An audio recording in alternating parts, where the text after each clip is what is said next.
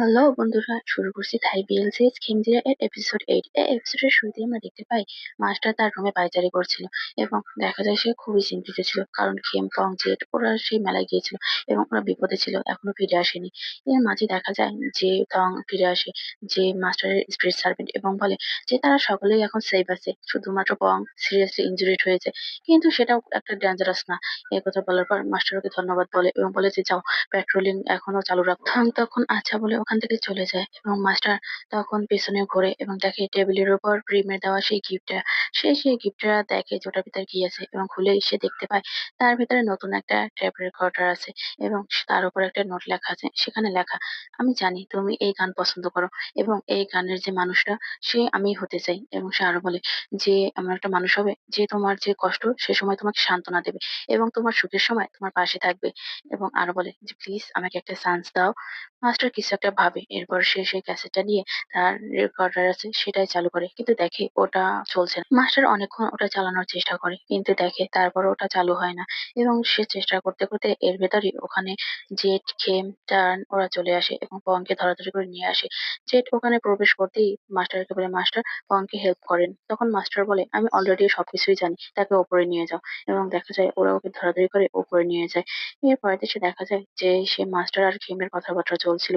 Master বলে তুমি এখানে শুধু আমার সাহায্যের জন্য, এবং সারা বলে এবং আমার ছাদের নিচেই তুমি থাকছো, এবং সেটা এটাই মিন করে যে তুমি আমার।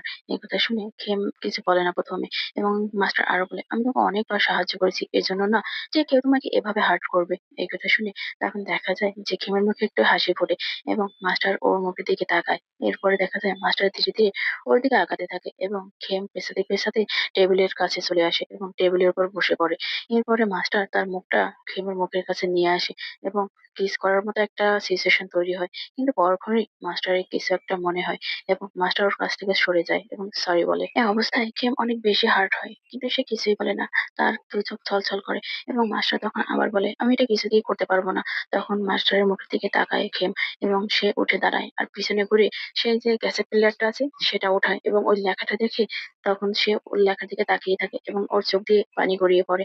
এরপরে খেম ভালোভাবে ওই ক্যাসেটের উপর লেখা কথাগুলো পড়ে এবং বলে যে আমি বুঝতে পেরেছি। তখন মাস্টার খেমকে ডাকে, কিন্তু খেম কিছু বলে না। সে হঠাৎ করে মাস্টারের দিকে ঘোরে এবং দেখা যায় ওর দু চোখ বাল্বে পানি গড়িয়ে পড়ছে, এবং ও ওর হাতের মাস্টারের দেওয়া সেই তাবিজটা খুলে তখন টেবিলের ওপর রাখে এবং বলে যে কিছু মনে করবে না, ভুলে যান আজকে রাতে যা হয়েছে, মনে করেন যে কিছুই হয়নি আমাদের মাঝে। এরপরে খেম ওখান থেকে চলে যায় এবং মাস্টার ওই যাওয়ার পথের দিকে তাকিয়ে থাকে।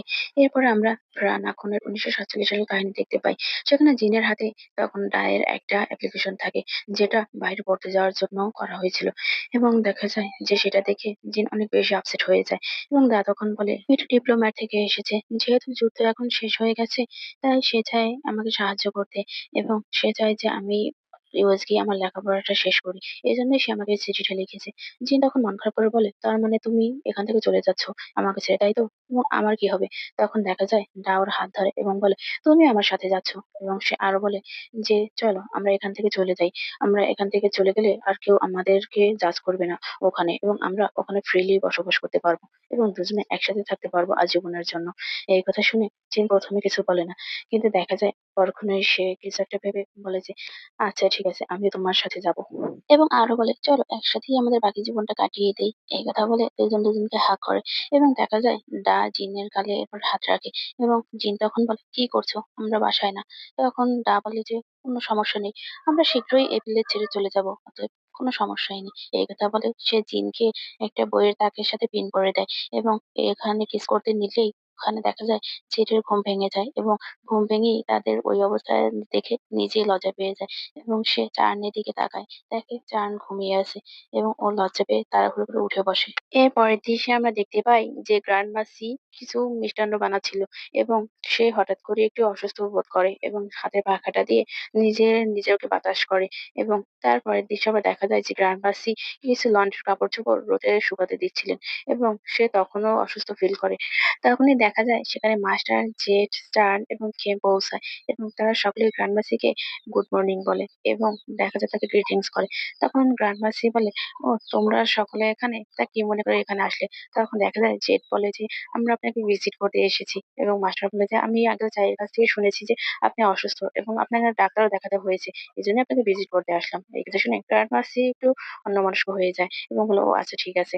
এবং গ্রান্ডমাসি আবার বলে যে আমার আসলে আগের দিন নেই, জীবনের শেষ দিনগুলোতে চলে এসেছি এবং ডাক্তার বলেছে যে মিষ্টি জাতীয় খাবার পরিহার করার জন্য।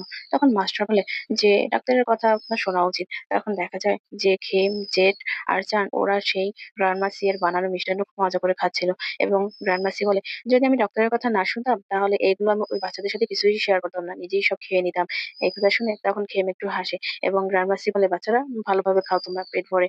এবং দেখা যায় যে খেম বলে যে এটা অনেক মজাদার। গ্রান্ডমাসি বলে যে এটা আমি নিজে বানিয়েছি এবং দেখা যায় যে জেড খুব তাড়াহুড়ো করে খাচ্ছিল। সে অবস্থা দেখে চান তখন তাকে জিজ্ঞাসা করে যে জেড তুমি এত হাংরি কেন? তখন দেখা যায় জেড বলে যে আমি জানি না, মনে হয় গতকালকে রাত্রে একটু বেশি হয়ে গিয়েছিল।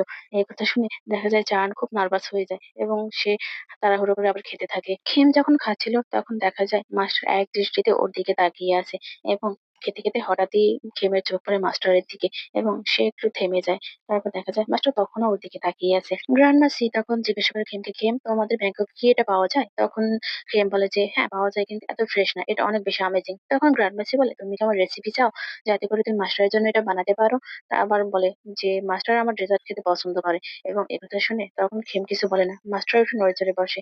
এবং গ্র্যান্ডমাসি আবার বলে যে সে যখন ছোট ছিল তখন আমি এই কথা বলতে না বলতেই দেখা যায় গ্র্যান্ডমাসির বুকে ব্যথা শুরু হয় এবং সে শ্বাস নিতে পারে না। তখন খেম উঠে কি একটা ইনহেলার দেয় ও তাকে এবং সে নিঃশ্বাস নেয়। এরপরে দেখা যায় যে জেড বলে যে গ্র্যান্ডমাসি টেক ইট ইজি, তুমি আস্তে ধীরে কথা বলো, এত তাড়াহুড়ো করার দরকার নেই। চান তখন উঠে গ্র্যান্ডমাকে এক গ্লাস পানি দেয় এবং তখন খেম বলে যে গ্র্যান্ডমাসি আপনি কি এখনো সেই ট্রাবা যে টার্মারিক আছে ওটা নিন? এবং দেখা যায় যে সে আরো বলে যে আমি পড়েছি যে ওটায় হাই লেভেলের মার্কারি থাকে যেটা আপনার অসুস্থতার জন্য দায়ী হতে পারে। তখন গ্রান্ডমাসি বলে যে না, আমি খুব অল্প পরিমাণে ওটা নেই এবং আমার মনে হয় না আমার রোগের এটা কারণ। এবং সে আরো বলে আমি তোমার চিন্তাকে সমর্থন করছি। এবং তখন দেখা যায় খেম গ্রান্ডমাসি এর হাত ধরে এবং এই দৃশ্যটা মাস্টার দেখে। এর পরের দৃশ্যে আমরা দেখতে পাই যে খেম আর গ্রান্ডমাসি কথা বলছে এবং মাস্টার গ্রান্ডমাসিকে বলে যে খেম যা বলছে সেটা আপনার শোনা উচিত। মাস্টার আরো বলে আমি আপনার জন্য চিন্তিত। তখন গ্রান্ডমাসি বলে যে আমার জন্য চিন্তিত হইও না, আমার মতো বয়স্ক লোকের ওপর চিন্তিত হয়ে কোনো লাভ নেই। এবং তখন দেখা যায় মাস্টার তার হাত ধরে আর বলে আপনি এসব কি বলছেন? এখন তো আপনি আমার একমাত্র মানুষ যে এখন আমার সাথে আছে। মাস্টার আরো বলে আপনি অনেকদিন বেঁচে থাকেন আমার সাথে।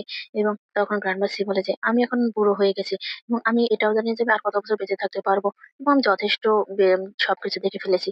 এবং তখন বলছে মাস্টার আপনার উচিত হলো নিজে টেক কেয়ার করা এবং বলেছে যে এমন কাউকে খুঁজে বের করেন যে আপনার দেখাশোনা করতে পারবে। তখন দেখা যায় মাস্টার বলে সব ননসেন্স কথাবার্তা বন্ধ করো গ্রান্ডমা। গ্রান্ডমা সি তখন বলে এটা কোনো ননসেন্স কথাবার্তা না। এবং সে আরো বলে তুমি একজন সামান মাত্র, কিন্তু তুমি তার মন না। ইভেন তোমার যে দাদা ছিল গ্র্যান্ড মাস্টার সি, তারও ফ্যামিলি ছিল, তাহলে তুমি কেন পারবে না? এবং সে বলে যে যদি তোমার কোনো লাভার থাকে এটা দোষের কিছু না। একথা শুনছে তখন দেখা যায় যে বাসার ভেতর থেকে জেড, খেম আর চান বেরিয়ে আসে এবং তারা বলে যে সব কাজ শেষ হয়ে গেছে, আমরা সব বাসন কোসন ধুয়ে রেখেছি এবং পানিও ফ্রিজে রেখে দিয়েছি। তখন চান বলে গ্রান্ডমা এখন আমরা চলে যাচ্ছি। এবং ওরা সকলে গ্রিটিংস করে গ্রান্ডমাকে রওনা করে। এবং মাস্টার ওখান থেকে উঠে চলে যেতে নিলেই দেখা যায় গ্রান্ডমাসি তার হাতটা ধরে এবং বলে যে তুমি যদি তাকে হারিয়ে ফেলো তাহলে তুমি পস্তাবে। কথা বলার পর মাস্টার তার দিকে তাকায় এবং দেখা যায় সে মাথা নেড়ে সায় জানায়। এর পরের দৃশ্য আমরা দেখতে পাই যে ওরা চারজনই বাড়িতে ফিরে আসে এবং আসার পথে দেখা যায় যে তাড়াহুড়ো করে চলে যায় এবং পেছন পেছন চানকে ডাকতে ডাকতে পেছন পেছন যায়। এবং যখন খেম হাঁটা শুরু করে তখন মাস্টার পেছন থেকে খেমকে ডাকে এবং কাছাকাছি এসে খেমের হাত ধরে এবং বলে যে গতকাল রাতে যা হয়েছে এরপর আরো কিছু বলতে নাই। তারপর দেখা যায় যে চায়নাজের ভেতর প্রবেশ করতেই দেখতে পায় যে প্রিম আর বং ওখানে এবং ওকে দেখেই ওরা দুজনে তাকে গ্রিটিংস করে এবং ডাক দিয়ে বলে যে মাস্টার প্রিম এসেছে। এই কথা বলার পর দেখা যায় যে খেম হাত ছাড়িয়ে ওখান থেকে চলে যায়। এরপরে মাস্টারও বাসার ভেতরে আসে এবং দেখে যে প্রিম এবং পং। প্রিম তখন পংকে একটা চড় মারে এবং বলে এখনো তুমি এইসব করে বেড়াচ্ছ? তখন দেখা যায় যে পং বলে যে, আস্তে ধীরে করো। আমার এখনো শ্বাসশরীরে ব্যথা।" তখন মাস্টার বলে যে, "এই কয়েকদিনের জন্য প্র্যাকটিস বন্ধ রাখো এবং পরবর্তী যে ম্যাচ আছে সেটাও বন্ধ রাখো।" এবং সে আরো বলে যে, "তুমি এখন অসুস্থ, এসব করার দরকার নেই।" তখন দেখা যায় যে পং বলে যে, "ধন্যবাদ মাস্টার আমাকে বাঁচানোর জন্য।" এবং ও ওর বোনকে বলে যে, "চলো বাসায় চলে যাই।" তখন প্রিম বলে যে, "একটু ওয়েট করো তোমরা বাহিরে। আমার মাস্টারের সাথে কিছু কথা আছে।" এই কথা শুনে তখন দেখা যায় যে জেড আর চানকে মাস্টার বলে যে পং এর জন্য একটা পেনিওয়ার্ট যে ড্রিংকস আছে ওটা বানিয়ে দেওয়ার জন্য। তখন খেম বলে যে, "আমি তাকে বানিয়ে দিচ্ছি।" এবং একথা শুনে মাস্টার আর কিছু বলে না। এবং তখন খেম আবার জেড আর চানকে বলে, "তোমরা রুমে যাও এবং রুমটা গুছিয়ে ফেলো। আমি পনকে ওটা বানিয়ে দিচ্ছি।" এবং সে তখন পনকে বলে যে, "পং তুমি আমার সাথে আসো।" কথা শুনে পং তখন বলে, "আচ্ছা ঠিক আছে আমি আসছি।" পং তখন আরো বলে, "খেম তোমার বিছানার চাদরটা চেঞ্জ করা দরকার। কারণ গতকাল রাতে আমি সারারাত ঘামছিলাম এবং তোমার ওটা নষ্ট হয়ে গেছে।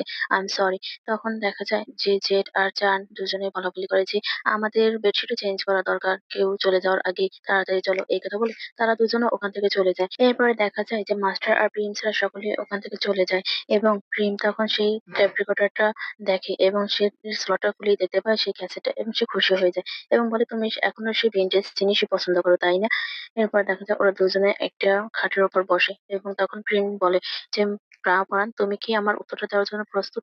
তখন দেখা যায় মাস্টার বলে যে, "প্রিম তুমি আমাকে মাস্টারই ডাকো আগে যেমন ডাকতে।"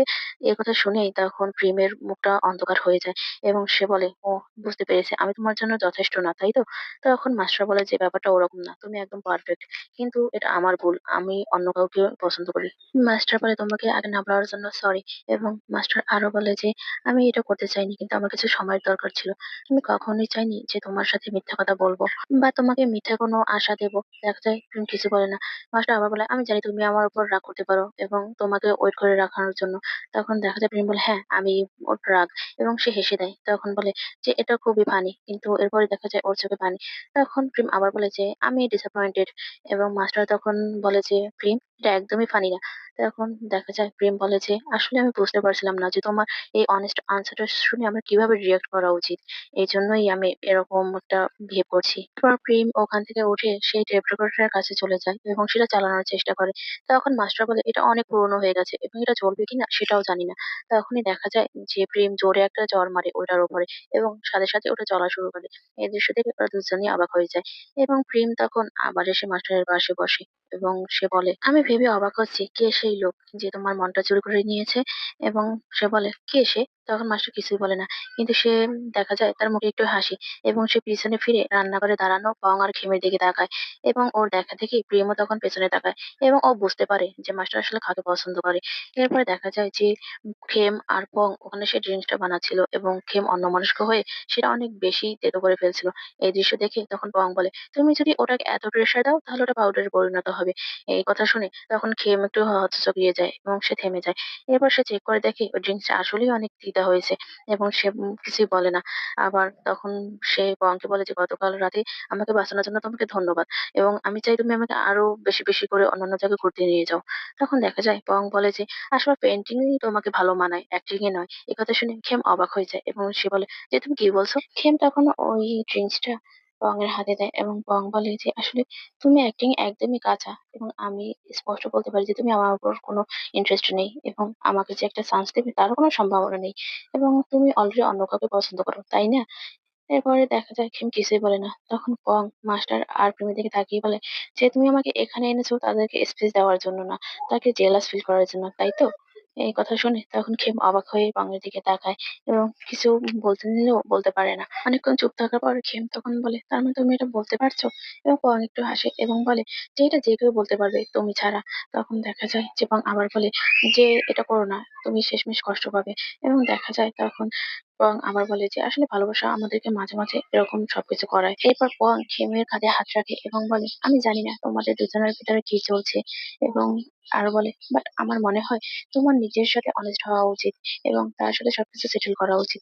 এরপরে খেম বলে, "থ্যাঙ্কস পং" এবং সে তখন সামনে প্রিম আর মাস্টারের দিকে তাকায় এবং বলে যে, "আমিও মনে হয় এই হার্ট ব্রেকের শিকার হব।" এরপরে পং তার ড্রিঙ্কস থেকে অর্ধেক ড্রিঙ্কস খেমকে দেয় এবং বলে যে, "এটা তোমাকে সারিয়ে তুলবে।" তখন খেম বলে যে, "এটা শারীরিক যে পেইন সেটাকে নির্মূল করতে পারে, এটা হার্ট ব্রোকেনের জন্য নয়।" এবং সে আরো বলে, "পং তুমি জাস্ট এটা পান করো।" এবং তখন দেখা যায় যে ওয়াং হাসে আর বলে, চলো আমাদের দুজনকেই তো সুস্থ হতে হবে তাই না, তাহলে পান করি। এই বলে তারা সিয়ার্স করে এবং একটু মুখে দিতেই মুখ একদম এলোমেলো হয়ে যায় এবং খেম বলে, এটা অনেক বেশি তেতো। এবং তখন দেখা যায় যে ওয়াং একটু লেবু চেপে দেয় খেমের ড্রিঙ্কস এর ভিতর এবং ট্রাই করতে বলে, এবং খেম ওটা ট্রাই করে কিন্তু দেখে সেটা আরো বেশি বিচ্ছিরি স্বাদের এবং বলে, এটা আগে থেকে অনেক বেশি স্বাদের। এবং এই কথা বলে দুজনেই ওখানে হাসতে থাকে। এর পরের দৃশ্যে দেখতে পাই আমরা যে প্রিম এবং পং ওদের কাছ থেকে বিদায় নিয়ে চলে যায়। তারা গাড়িতে উঠতেই তখন দেখা যায় যে প্রিমের মাথায় হাত দিয়ে পং ওকে সান্ত্বনা দেয় এবং তখন প্রিম বলে যে আমি ঠিক আছি, সমস্যা নেই। তাহলে পং বলে, তাহলে আমাকে একটু সান্ত্বনা দিয়ে দাও। এই কথা বলে নিজেই প্রিমের হাতটা ওর মাথায় রাখে এবং ওর বোন সত্যি সত্যি ওকে সান্ত্বনা দিয়ে দেয় মাথায় হাত চাপড়ে। এরপরে মাস্টার খেমের দিকে তাকায় এবং সে কিছু বলতে নিলেই খেম ওখান থেকে চলে যায় এবং মাস্টার ভিতরে আসে। এবার দেখা যায় যে খেম অন্যদিকে ফিরে তাকিয়ে দাঁড়িয়ে আছে এবং মাস্টার তখন ওই ক্যাসেটটা এবং সেই ট্যাপটা তার জায়গা মতো রেখে দেয় এবং সে একবার ফিরে খেমের দিকে তাকায়। দেখা যায় খেম এখনো সেই একই অবস্থায় আছে। এরপর দৃশ্যে আমরা দেখতে পাই যে জেড আর চান তাদের রুমটা ঠিকঠাক করছিল। তখন হঠাৎ করে জেটের চোখ পড়ে তার গলার লাপাইটের উপর এবং সে চিৎকার করে ওঠে। তার চিৎকার শুনে চান তার কাছে দেয় এবং বলে, এটা আমারই ভুল, নেক্সট টাইম আমি অনেক বেশি জেন্টেল হয়ে যাব, ঠিক আছে। এই কথা বলে সে জেটের ওর লাপাইটের উপর আবার কয়েকবার কিস করতে থাকে এবং হঠাৎ করেই দেখা যায় যে জেট লাফিয়ে ওঠে এবং বলে, জেট তখন তার হাতে থাকা বালিশটা দিয়ে চায়নকে বাড়ি দেয় আর বলে, আর কোনো নেক্সট টাইম হবে না, বুঝেছো। তখন দেখা যায় যে চায়নের মুখটা অন্ধকার হয়ে যায় এবং বলে, আমি ভেবেছিলাম তুমি ওটা পছন্দ করেছো। এবং আবারও বলে, আচ্ছা আমি কি কোনো ভুল করেছি কথা রাখতে। তখন জেট বলে, না তুমি কোনো ভুল করোনি এবং তুমি গ্রেট ছিলে এবং তুমি অ্যামেজিং ছিলে। তখন দেখা যায় জেট আরো বলে, এটা নিয়ে আমরা পরে কথা বলবো চলো। কিন্তু তখন মন খারাপ করে চায়ন বলে যে এটা সত্যি যে আমি হট না। এবং সারা বলে, তুমি আমার সাথে মাত্র একবার ট্রাই করো। জেড তখন বলে, এরকম কিছুই না। তখন দেখা যায় চাঁদ রেগে যায় এবং বলে, তাহলে কিরকম। তখন জেড চারদিকে তাকায় আর বলে যে তুমি ফ্রেন্ডের থেকে একটু বেশি, মানে ফ্রেন্ডের থেকে বেশি। এবং তখন চান একটু কষ্ট করে হাসে এবং তখন দেখা যায় জেড আবার বলে যে আচ্ছা চলো এট ফার্স্ট আমরা ফ্রেন্ড হই এবং সবকিছু আস্তে ধীরে এগোই। একথা শুনে তখন চান বলেছে, কিন্তু গতকাল রাতে তো তুমি স্লোলি যাওনি, তুমি অনেক স্পিডে গিয়েছিলে। এই কথা শুনে তখন জেড ওকে আবার একটা বাড়ি মারে এবং বলে, আস্তে কথা বলো, সবাই শুনতে পাবে। জেড আরো বলে যে এখন আমরা একা নই এবং আজকের রাতটা আমাদের খেমের সাথে কাটাতে হবে।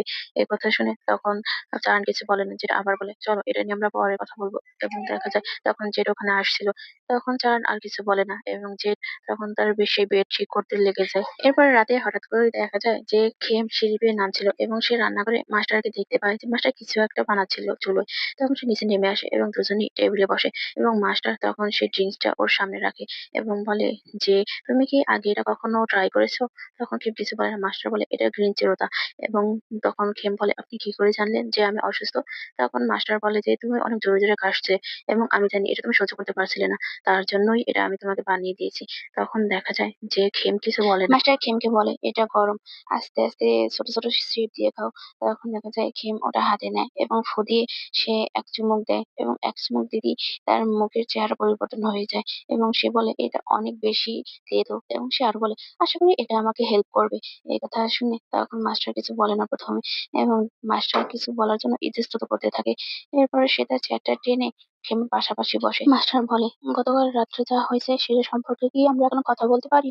তখন দেখা যায় খেম কিছু বলে না। তখন মাস্টার আবার বলে যে আসলে আমি গতকালকে হঠাৎ করে তোমার কাছাকাছি গিয়েছিলাম এবং তোমাকে অস্বস্তিতে ফেলেছিলাম এবং আমি তোমাকে এটা জানাতে চাই যে আমি ওটা করেছি কারণ আমি তোমাকে পছন্দ করি খেম।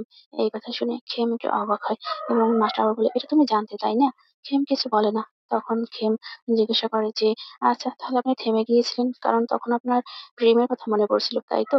তখন মাস্টার বলে যে না, ওটা প্রেম ছিল না, ওটা আমার মা ছিল, এটা আমার মায়ের পছন্দের গান ছিল। একথা বলতে বলতেই মাস্টারের মুখটা অন্ধকার হয়ে যায় এবং সে আরো বলে যে অন্য কারো কার্মিক এনিমি তাকে মেরে ফেলেছে, যেমনটা তোমার কার্মিক এনিমি তোমার পিছু ছাড়ছে না সেরকম। এ কথা শুনে খেম মাস্টারের মুখের দিকে তাকায় এবং তখন দেখা যায় মাস্টার আবার বলে যে আমি একজনকে হারিয়েছি কিন্তু আমার ভালোবাসার অন্য কাউকে আমি হারাতে পারবো না এবং সেটা আমি কখনো সহ্য করতে পারবো না। এই কথা শুনে তখন খেম ওর তার চোখের দিকে তাকায় এবং দেখতে পায় যে সে চোখে তার জন্য একরাশ ভালোবাসা রয়েছে। তখন সে মাস্টারের হাতের উপর হাত রাখে। মাস্টার তখন খেমের দিকে তাকিয়ে বলে, আমি মাত্রই বুঝতে পেরেছি যে এই মুহূর্তটা আমার জন্য দরকার এবং এটা আরো একটু বেশি হলে বেশি ভালো হয় এবং আমি তোমাকে জানাতে চাই আমার মনের কথা এবং আমি শুনতে চাই যে তুমি আমার ব্যাপারে কি ফিল করছো।